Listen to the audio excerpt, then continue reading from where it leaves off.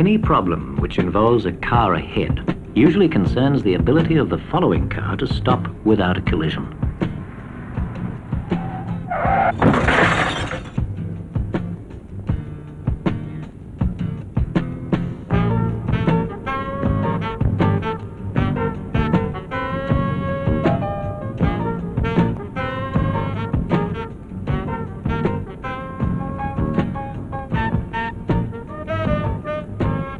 Most drivers, even some good ones, don't realize how much road is used to stop a car.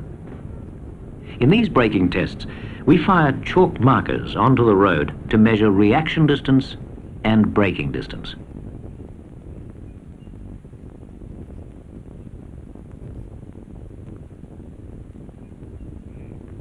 The first shot is the instructor's signal to the driver to stop. The second fires automatically when the driver puts his foot on the brake.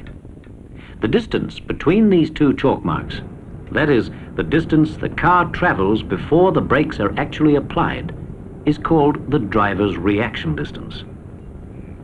This car is traveling at 25 miles an hour when the instructor makes his signal. The driver's reaction distance, measured between the two chalk marks, is 19 feet.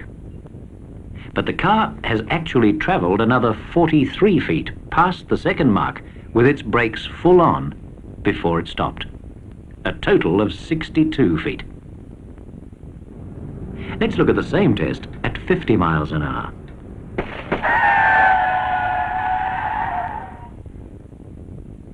The reaction distance is increased to 36 feet, and the braking distance is 131 feet.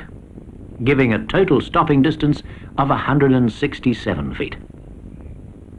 So, to sum it all up, at 25 miles an hour, the car travels 19 feet while the driver reacts.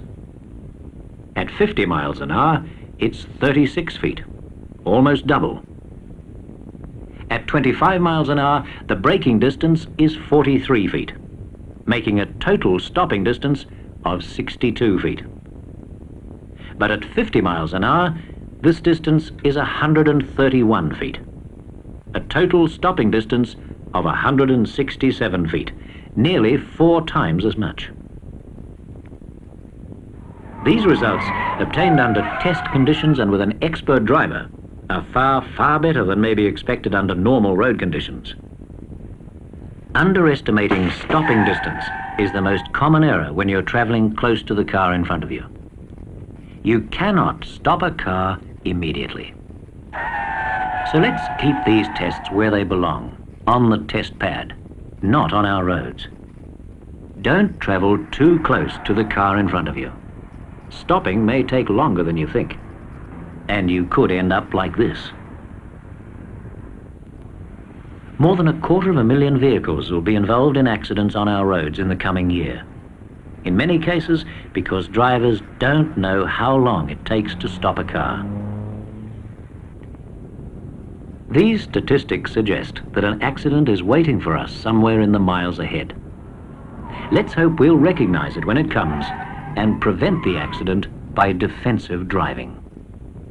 Learning to identify hazards and defenses against them for these situations can save us time and money, and could someday save your life or the life of someone close to you. 2 car crashes form the largest single category of road accidents involving fatal injuries. Let's have a look at a situation which involves the car ahead. We're driving along when suddenly we were much too close. How could we avoid this? Allow 1 car's length, or about 20 feet, for every 10 miles an hour. 20 miles an hour means 2 car lengths. Plenty of space to stop safely. And 50 miles an hour means 5 lengths behind, because the braking distance is so much greater at that speed. And if the road is wet or slippery, we must double or even treble the distance. This safety margin that we keep between moving cars at all times is called the following distance. A simple method for checking the correct following distance at all speeds is called the time-lapse formula. We watch the vehicle ahead pass some definite point on the road, like that sign. We count 1001, 1002, that is 2 seconds, until the bonnet of our car passes the object. If we pass the point within 2 seconds, it means we're following too closely. Now, this rule applies at any speed. Let's try that again. Observe the sign. Count 1001, 1002. We're traveling at the correct distance from the car ahead. Now, try one on your own.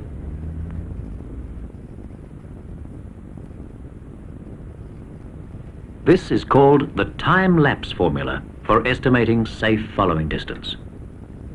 If the road is wet or slippery, we should double the count to 4 seconds. Stopping may take longer than we think. Stay alert. Expect anything. Stay ahead of the situation. In an emergency, act decisively. Let us consider another car ahead situation.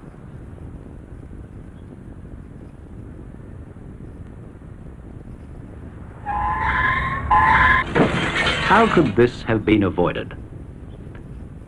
The driver in front of us should have been aware of how unpredictable youngsters can be. By making a slower getaway, he could restrict the speed of our vehicle as well. But what we're really concerned with is our action as the driver of the second car. To begin with, we are too close to the one ahead, so our field of vision is restricted.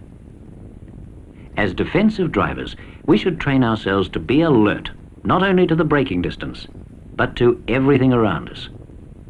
We should see that child at the crossing, realize that if she runs out, the driver in front might stop suddenly. Let's see how we as defensive drivers handle the situation.